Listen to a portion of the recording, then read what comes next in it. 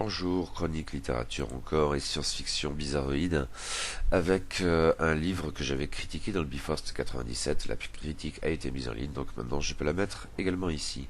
Et il s'agit de Trafalgar, qui est un roman signé Angelica Gorodischer. Angelica Gorodischer, dont j'avais parlé il y a quelque temps, de Calepin impérial, que j'avais vraiment beaucoup aimé. D'ailleurs, ce roman a été traduit de l'espagnol Argentine par Guillaume Contré et publié comme Calepin impérial à la Volte. Il est paru en Argentine en 1979 et cette version française en 2019 donc, et ça fait 215 pages.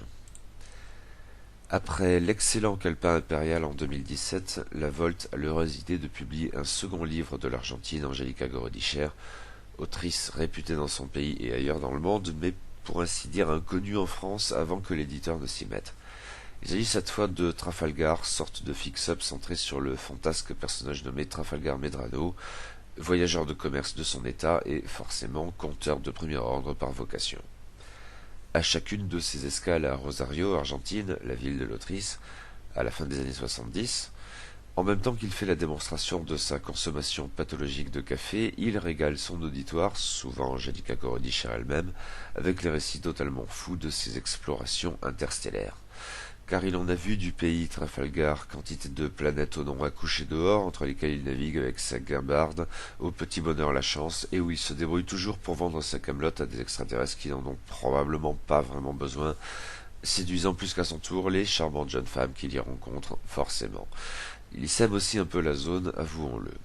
Et ces mondes lointains, sans doute du côté de l'Inde, suppose une tante de l'autrice, sont tout de même sacrément différents de la calme et provinciale Rosario. Ici, l'histoire entière est chamboulée de fond en comble à chaque nuit qui passe.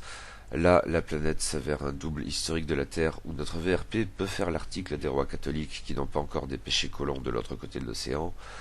Là-bas, encore, les habitants semblent plongés dans une apathie constante qui perturbe les scientifiques venus observer le phénomène. Et plus loin, la planète entière appartient à la famille, disons González, etc., etc. Bien sûr, tout ce que raconte Trafalgar Medrano est parfaitement authentique. Personne ne saurait en douter. Certainement pas ses interlocuteurs, hommes et femmes de lettres souvent, qui se délectent, quoi qu'ils prétendent, de ces épisodes rocambolesques où toutes leurs certitudes et anticipations s'effondrent joyeusement au détour d'une page.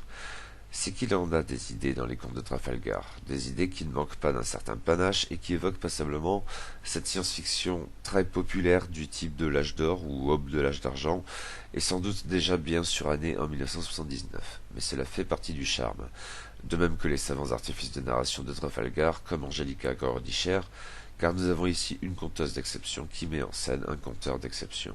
L'un et l'autre partagent au fond bien des choses, notamment le goût de la digression savoureuse, ou encore des retournements inattendus, ainsi que des détails en apparence anodins qui ancrent pourtant le récit dans le réel.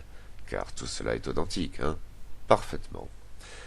L'ensemble s'avère très drôle, toujours malin, parfois étrangement profond, d'une richesse picaresque et d'un style fluide, mais surtout réjouissant. On s'en engloutit ses contes comme Trafalgar ses cafés, et comme lui, bien entendu, on en redemande. Un régal.